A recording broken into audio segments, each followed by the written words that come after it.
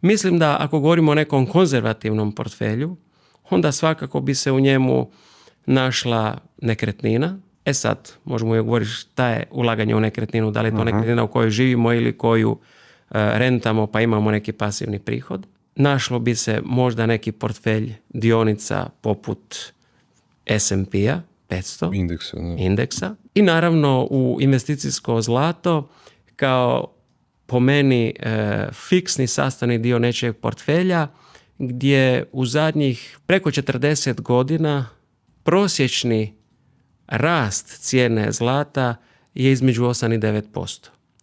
A od ukidanja međunarodnog zlatnog standarda pa do danas dolar je recimo izgubio 85% svoje vrijednosti. Od kada?